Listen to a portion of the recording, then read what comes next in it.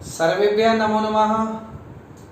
अहं डॉक्टर संजय शर्मा, प्रधानाचार्यः श्री काष्णी हरिनाम दास inter college महावनम मथुरास्थः। प्यारे बच्चों, माध्यमिक संस्कृत शिक्षा परिषद उत्तर प्रदेश द्वारा संचालित ऑनलाइन कक्षाओं के अंतर्गत पूर्व मध्यमा प्रथम खंड की कक्षा में आप सभी का स्वागत करता हूं। बच्चों, पूर्व मध्यमा प्रथम खंड के अंतर्गत निर्धारित प्रथम प्रश्न पत्र में अनिवार्य संस्कृत के अंतर्गत रघुवंश महाकाव्य के द्वितीय सर्ग में श्लोक संख्या 1 से लेकर 20 तक का हम अध्ययन करेंगे। तो बच्चों, इस अध्ययन के अंतर्गत आप श्लोकों की हिंदी व्याख्या, उनका अन्वय, व्याकरणात्मक टिप्पणी इत्यादि एवं संबंधित प्रश्न भी पढ़ेंगे। तो बच्चों, जहां इस समय सभी बोर्डों द्वारा प्रयास किया जा रहा है कि कोरोना के इस समय में बच्चों का पढ़ाई का नुकसान ना होने पाए, उसी के क्रम में आपके भी माध्यमिक संस्कृत शिक्षा परिषद द्वारा यह प्रयास किया जा रहा है कि आप लोगों की भी पढ़ाई का किसी प्रकार से नुकसान ना होने पाए। इसलिए उन्होंने आपके लिए भी ऑनलाइन कक्षाओं का प्रबंध किया है, और जिसके अंतर्गत हम आप लोगों को ऑनलाइन माध्यम से, वर्चुअल कक्षाओं के माध्यम से पढ़ाएंगे, और आपको जरा भी ये एहसास नहीं होगा कि आप कक्षा के अंदर नहीं पढ़ रहे हैं। आपको वही अनुभूति होगी जैसा कि आप कक्षा के अंदर पढ़ते हो। बस आपसे इतनी अपेक्षा है कि आप पूर्ण मनोयोग से पूरा मन लगाकर इन कक्षाओं को देखें और हमारा और हमारे विभाग का सहयोग करें। तो इन्हीं शब्दों के साथ आइए प्रारंभ करते हैं आज का अध्ययन। अब इसके उद्देश्य देखते हैं हम। सबसे पहला इसका उद्देश्य संस्कृत पद्य विधा का परिचय प्राप्त करना हमारा उद्देश्य है इस कक्षा को पढ़ने का। दूसरा हमारा उद्देश्य श्लोकों के स्वयं शब्दार्थ, भावार्थ एवं संस्कृत व्याख्या करने की क्षमता का विकास करना, यह भी हमारा इस कक्षा का उद्देश्य है। तीसरा उद्देश्य हमारा इस कक्षा का श्लोकों के सस्वर वाचन के द्वारा संस्कृत अध्ययन के प्रति रुचि उत्पन्न करना, यह भी हमारा उद्देश्य है। और चौथा हमारा सबसे महत्वपूर्ण जो उद्देश्य है, भावी परीक्षा में अंक विभाजन की दृष्टि से तैयारी करने में छात्रों को सहायता प्रदान करना, यह हमारा सबसे मुख्य उद्देश्य भी है। सबसे पहले संक्षेप में महाकवि कालिदास के विषय में जान लेते हैं। महाकवि कालिदास की गणना भारत के ही नहीं अपितु विश्व के श्रेष्ठ कवियों में की जाती है। वे संस्कृत साहित्य के मूर्धन्य कवि और निपुण नाटककार थे। इनकी प्रतिभा, अद्भुत कल्पना शक्ति और उत्कृष्ट नाटक निर्माण कौशल पर मुग्ध होकर भारतीय जनता इन्हें कवि कुलगुरु और कवि शिरोमणि आदि उपाधियां देने के लिए बाध्य हुई। इतना ही नहीं, अपितु जब इनकी कीर्ति भारत की सीमा को लांघकर विश्व के दूसरे छोर तक पहुंची, तो विदेशी जनता ने भी इन्हें विश्व कवि की उपाधि से विभूषित किया।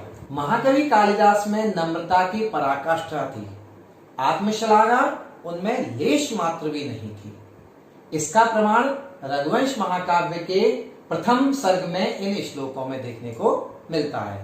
पहला श्लोक है, क्व सूर्य प्रभुओ वंशः क्व चाल्प विषया मतिः तितिर्षु दुष्तरम मोहादुडुपे नस्मि सागरम। देखिए, रघुवंश महाकाव्य की रचना जब कालिदास कर रहे हैं तो वो कह रहे हैं उनमें आत्मश्लाघा जरा भी नहीं है। इसका प्रमाण भी मिल रहा है हमें इस श्लोक में पढ़ने से कि वो कह रहे हैं कि सूर्य प्रभुओ वंश है, यानी सूर्यवंश। सूर्यवंश कहां तो सूर्यवंश, और कहां चाल्प विषयामति, यानी थोड़े ही विषयों को ग्रहण करने वाली या थोड़े ही विषयों को जानने वाली मेरी बुद्धि कहां।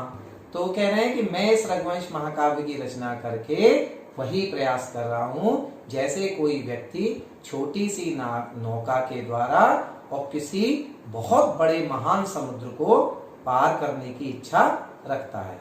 दूसरा श्लोक देखिए, मंदः कवियश प्रार्थी गमिष्यामि उपहास्यताम प्रांशुलभ्ये फले लोहादुद्बाहुरिव वामनः।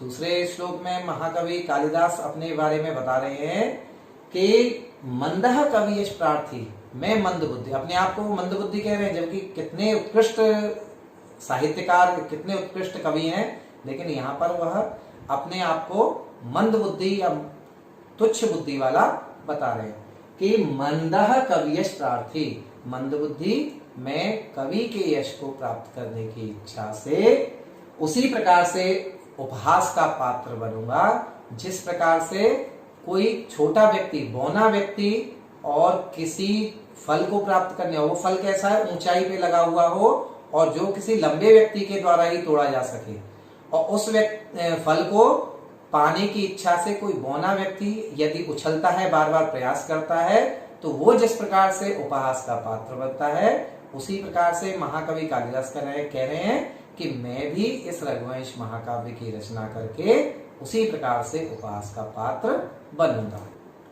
अब देखिए, महाकवि कालिदास का जन्म स्थान, स्थिति काल आदि के विषय में आज भी संदेह बना हुआ है। आज भी ये स्पष्ट नहीं है कि इनका जन्म स्थान, इनका स्थिति काल, ये सब क्या थे।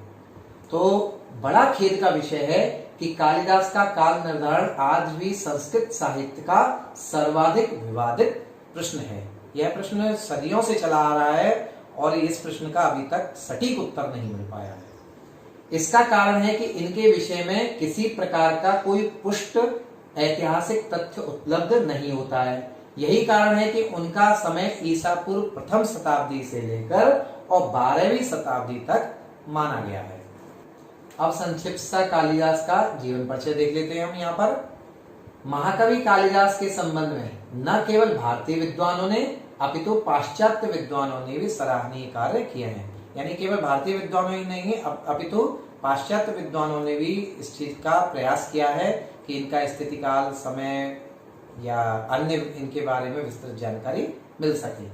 किंतु अधिकतर विद्वानों के मत आपस में एक दूसरे से मेल नहीं खाते, क्योंकि जब तक पुष्ट प्रमाण नहीं होता तब तक सब कोई कुछ कहेगा, कोई कुछ कहेगा। इसलिए ही आपस में विद्वानों के मत एक दूसरे से भिन्न हैं। इनके जीवन के संबंध में डॉक्टर वासुदेव विष्णु मिरासी ने अति प्रशंसनीय कार्य किया है। उन्होंने प्रचलित किंवदंतियों को देते हुए स्पष्ट किया है कि इनमें कोई तथ्यपूर्ण सामंजस्य नहीं है। इनके संबंध में अनेक किंवदंतियां प्रचलित हैं। इनके विषय में जो जनश्रुति या किंवदंती सर्वाधिक प्रसिद्ध है, उसके अनुसार कालिदास पहले महामूर्ख थे। राजा शारदानंद की विद्योत्तमा नाम की एक परम विदुषी कन्या थी और वह सुंदर भी थी काफी, तो उसे अपनी विद्या पर बड़ा घमंड था। इस कारण उसने एक शर्त रखी कि जो कोई उसे शास्त्रार्थ में पराजित कर देगा वह उसी के साथ विवाह करेगी। बहुत दूर दूर से विद्वान आए और उन्होंने उसके साथ शास्त्रार्थ किया विद्योत्तमा के साथ, लेकिन कोई भी उस विद्योत्तमा को पराजित नहीं कर पाया। इस ईर्ष्या के कारण विद्वानों ने उसका विवाह किसी महामूर्ख से कराने का निश्चय किया और विद्वान महामूर्ख की तलाश में चल दिए। मार्ग में उन्होंने देखा कि एक अत्यंत सुंदर युवक जिस डाली पर बैठा हुआ है उसी को काट रहा था। वह युवक और कोई नहीं, कालिदास ही थे। विद्वानों ने कालिदास को यह कहकर अपने साथ ले लिया कि हम तुम्हारा विवाह एक राजकुमारी के साथ कराएंगे, परंतु राजकुमारी कुछ भी पूछे तो तुम मौन रहना, कुछ भी बोलना नहीं। विद्योत्तमा और कालिदास का शास्त्रार्थ प्रारंभ होता है। विद्योत्तमा जो भी पूछती थी, कालिदास बिना कुछ कहे अपनी मूर्खता के अनुसार कुछ ना कुछ इशारा कर देते थे। ये बड़ी रोचक कहानी है बच्चों, यहाँ पर इसको पढ़ने में बहुत आनंद आता है। सबसे पहले विद्योत्तमा ने एक उंगली से इशारा किया तो कालिदास ने समझा कि यह मेरी एक आंख फोड़ना चाहती है। उन्होंने एक उंगली का इशारा किया तो उन्होंने सोचा कि ये मेरी एक आंख फोड़ना चाहती है।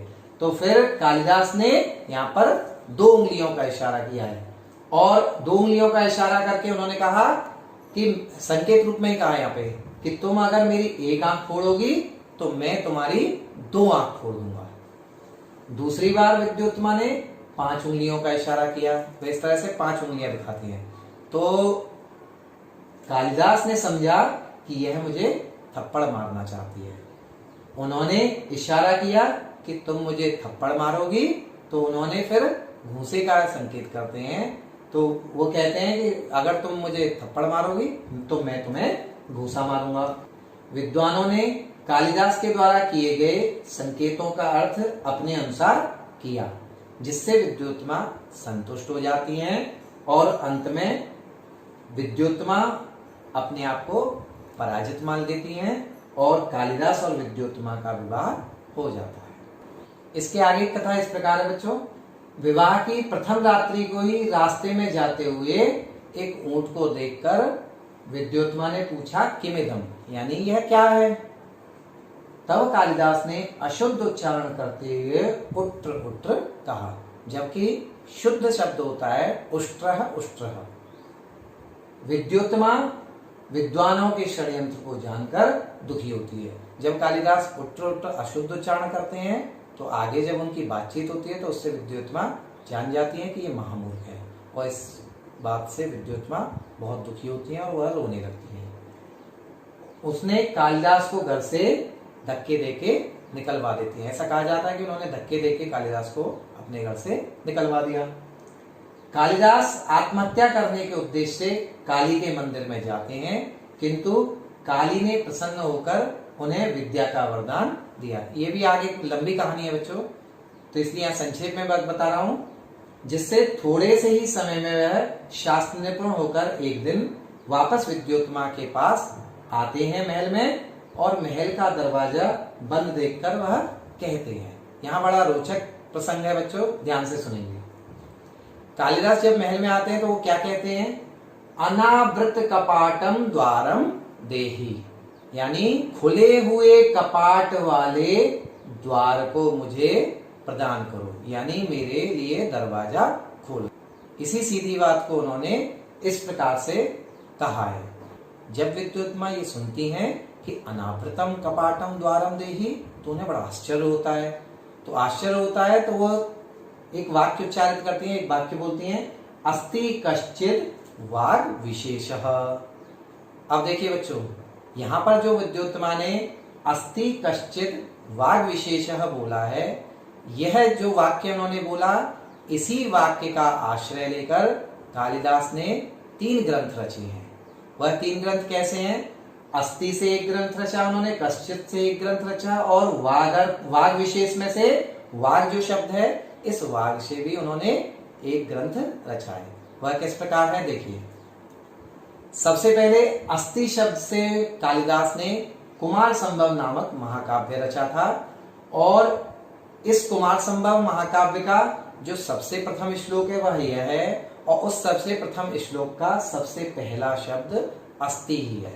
अस्ति उत्तरस्याम दिशि देवतात्मा हिमालयो नाम नगाधिराज पूर्वापरौ तोय निधि वगाय स्थितः पृथिव्या इव मानदंडः। अब बच्चों दूसरा शब्द उन्होंने जो बोला था अस्ति के पश्चात कश्चित, तो कश्चित शब्द से कालिदास ने मेघदूत नामक खंड काव्य रचा था। उस मेघदूत नामक खंड काव्य का सबसे पहला श्लोक ये है, और इस सबसे पहले श्लोक का सबसे पहला शब्द कश्चित है। तो देखिए श्लोक किस प्रकार है, कश्चित कांता विरह गुरुणा स्वाधिकारात् प्रमत्तः शापेन संगमित महिमा वर्ष भोग्येण भर्तुः यक्षश्चक्रे जनक तनया स्नान पुण्योदकेषु स्निग्धच्छाया तरसु वसतिं रामगिर्याश्रमेषु।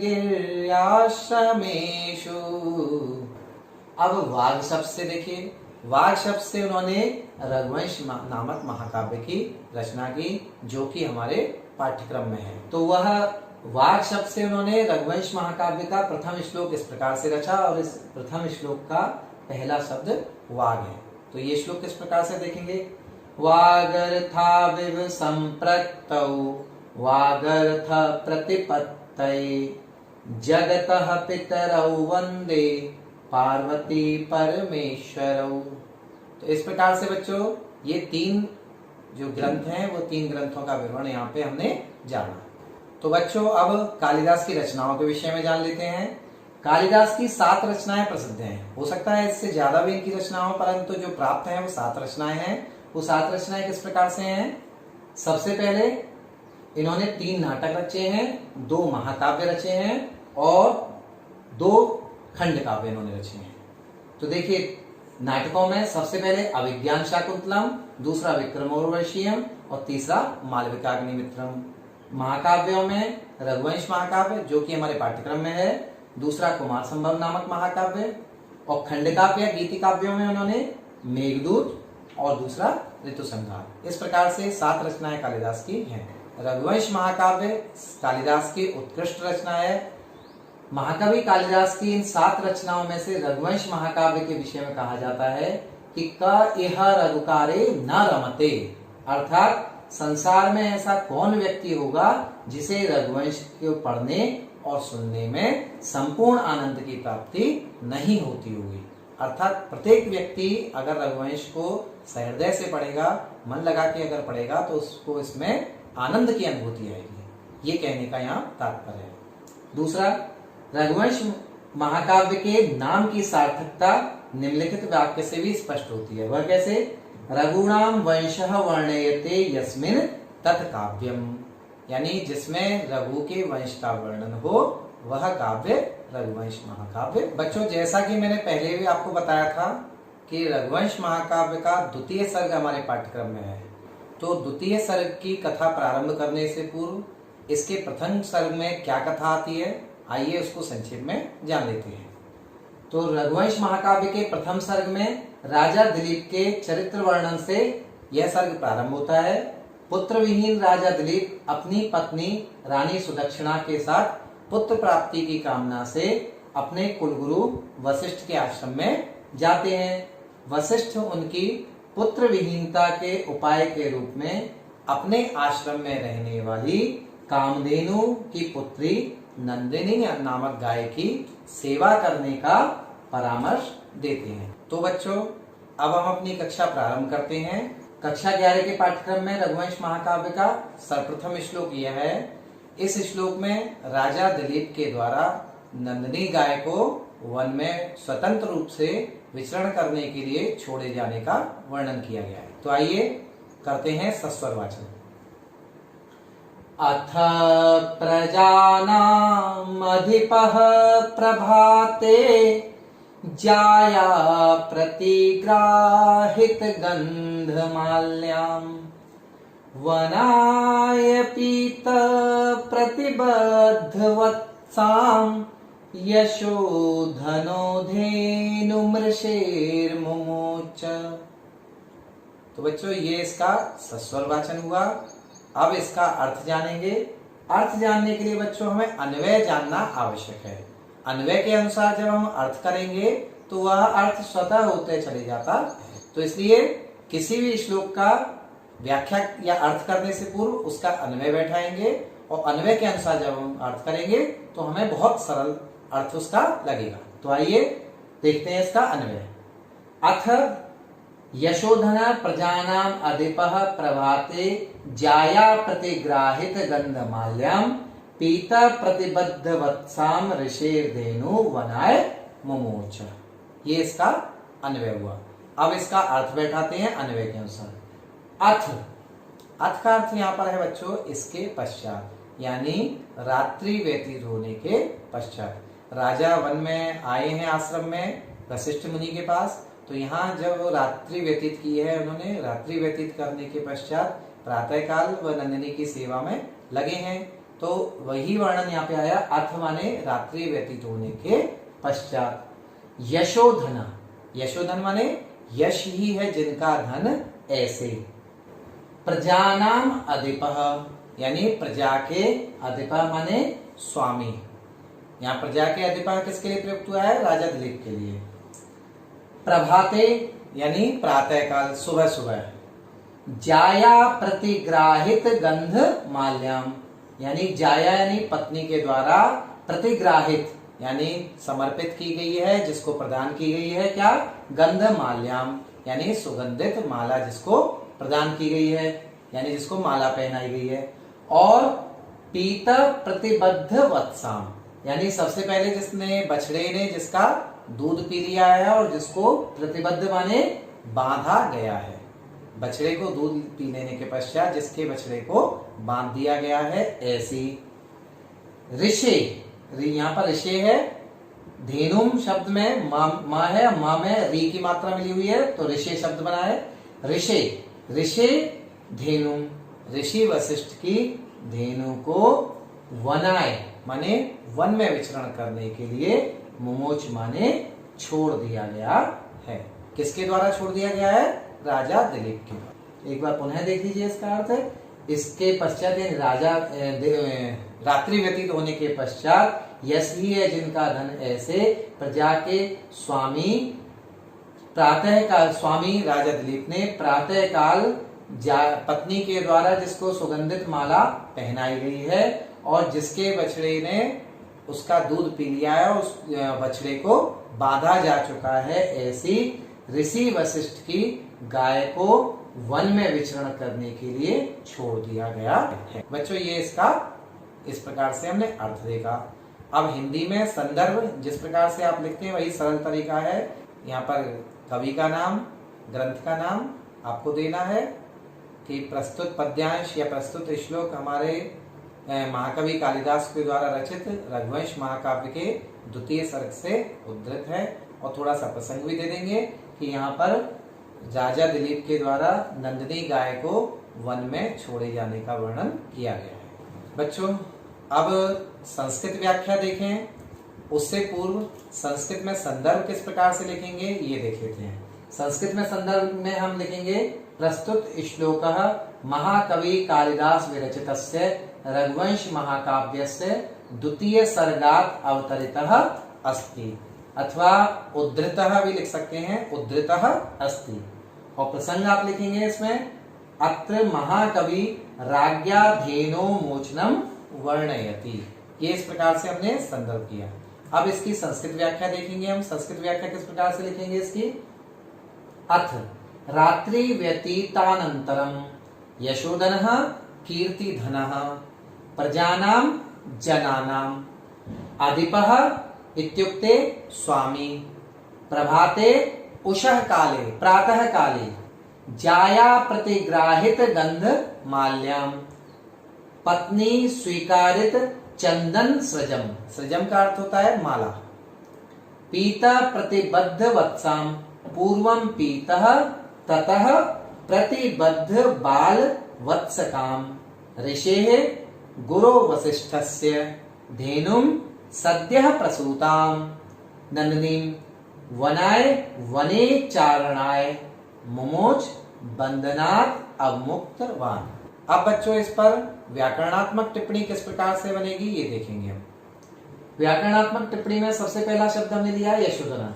यह शब्द किस प्रकार से बना है? यश एव धनम यस्य सह यशोधना। यहाँ बहुब्रीहि समास होकर प्रथमा व्यक्ति एकवचन में यशोधना शब्द बनता है। दूसरा शब्द है जाया प्रतिग्राहित गंध माल्याम। जाया प्रतिग्राहिते गंध माल्ये ययासा, जाया प्रतिग्राहित गंध माल्या, ये भी बहुब्रीहि समास होकर ताम जाया प्रतिग्राहित गंध माल्याम, ये शब्द इस प्रकार से इसका समास विग्रह हम करेंगे। तीसरा शब्द देखिए पीता प्रतिबद्ध वत्साम, प्रथमम पीतः पश्चात प्रतिबद्ध वत्सो यस्यासा पीता प्रतिबद्ध वत्सा, बहुब्रीहि समास होकर ताम पीता प्रतिबद्ध वत्साम, ये शब्द इस तरह से बनता है। अगला एक और शब्द देख लेंगे। मुमोच शब्द कैसे बनता है? मुच धातु में परोक्ष लिट लकार में प्रथम पुरुष एक वचन में मुमोच शब्द बनता है। अब बच्चों इसका काव्य सौंदर्य किस प्रकार से है ये देखेंगे। काव्य सौंदर्य में सबसे पहले रीति इसकी देखेंगे। यहाँ पर वैदर्भी रीति है। कालिदास की अधिकांश रचनाओं में वैदर्भी रीति का ही प्रयोग किया गया है। तो देखिए वैदर्भी रीति का गुण किस प्रकार से होता है, किस प्रकार से इसकी विशेषता होती है देखेंगे। मधुर शब्द होते हैं वैदर्भी रीति में, ललित रचना होती है, समासों का सर्वथा अभाव होता है या समास बहुत छोटे छोटे होते हैं, बहुत छोटे छोटे पदों के समास होते हैं, वह वैदर्भी रीति कहलाती है। गुण यहाँ पर मधुर है, वैदर्भी रीति का गुण मधुर ही हुआ करता है, इसलिए यहाँ पर गुण यहाँ पर मधुर है। छंद यहाँ पर उपजाति है, इंद्रवज्रा और उपेंद्रवज्रा के मिश्रण से उपजाति छंद बनता है। इस श्लोक के द्वितीय चरण में इंद्रवज्रा छंद था और शेष तीनों चरणों में उपेंद्रवज्रा छंद है। इस कारण से यहाँ पर यह उपजाति छंद यहाँ पर हुआ है। अलंकार यहाँ पर पीता प्रति तथा यशोधनु धेनु दोनों में समान व्यंजनों की एक बार आवृत्ति होने के कारण 6 का अनुप्रास अलंकार यहाँ पर है। देखिए किस प्रकार से प प त त ये वर्णों की आवृत्ति हो रही है। ऐसे यशोधनो धेनु में ध ध न और न ये वर्णों की आवृत्ति होने से यहाँ पर 6 का अनुप्रास अलंकार है। बच्चों, जो हमने पढ़ा है उस पढ़े हुए का मूल्यांकन आवश्यक है, क्योंकि जब तक मूल्यांकन सही ढंग से नहीं होगा तब तक हम जान ही नहीं पाएंगे कि हमने जो पढ़ा है वो पूर्ण रूप से आत्मसात किया है अथवा नहीं। इसी के क्रम में बच्चों मैं यहाँ पर कुछ गृह कार्य के रूप में आपको दे रहा हूँ। यह गृह कार्य में आप देखेंगे कि आपने जो पढ़ा है अगर आप सही उत्तर दे पाते हैं तो इसका मतलब आपने वह आत्मसात अच्छी तरह से किया है, और अगर आप उत्तर नहीं दे पा रहे तो आपको पुनः उसको पढ़ने की आवश्यकता है और आप पुनः उसको पढ़ेंगे। इसलिए आइए कुछ गृह कार्य के रूप में मैं यहाँ पर प्रश्न वस्तुनिष्ठ दे रहा हूँ, इनको हम देखते हैं। पहला प्रश्न है कालिदासः पूर्वे कथम आसीत्। पहला विकल्प है विद्वान, दूसरा चतुर, तीसरा महामूर्ख, चौथा अज्ञानी। इनमें से जो सही विकल्प हो उसको आप लिखेंगे। दूसरा प्रश्न देखिए कालिदासस्य पत्न्याः नाम किम आसीत्। कलावती, मणिका, विद्योत्तमा अथवा मैत्रेयी। जो सही विकल्प हो उसको लिखेंगे आप। तीसरा प्रश्न देखिए कालिदासस्य कति प्रसिद्धाः रचना सन्ति। एकम, द्वि, सप्त अथवा 10। इनमें से जो सही विकल्प हो उसको आप अपनी कॉपी में लिखेंगे। चौथा प्रश्न देखिए प्रजानाम अधिपः प्रभाते ऋषेः धेनुं कुत्र मुमोच। नगराय, आश्रमाय, वनाय, कक्षाय वा। इनमें से जो उचित विकल्प हो उसको लिखें। और पांचवा प्रश्न देखिए दिलीपस्य गुरोः नाम किम आसीत्। मातंगः, वसिष्ठः, वाल्मीकिः, भारद्वाजः। इनमें से जो सही विकल्प हो उसे। तो बच्चों इस प्रकार से आज हमने जो पढ़ा है इस पढ़े हुए को बार बार आप अभ्यास कीजिए, बार बार देखिए, बार बार पुस्तक की सहायता से आप इनको पढ़िए। और जहाँ भी आपको शंका लगती है, कोई आपको रुकावट आती है, कोई व्यवधान आता है, आप हम लोगों से, अपने अध्यापकों से संपर्क करें। जो भी आपकी शंकाएं हैं उन शंकाओं का निवारण करें। हम लोग आपके लिए सदैव प्रस्तुत हैं आपकी शंकाओं को निवारण करने के लिए। इन्हीं शब्दों के साथ मैं डॉक्टर संजय शर्मा आपसे अनुमति चाहता हूं। पुनः आप सभी को मेरा नमस्कार।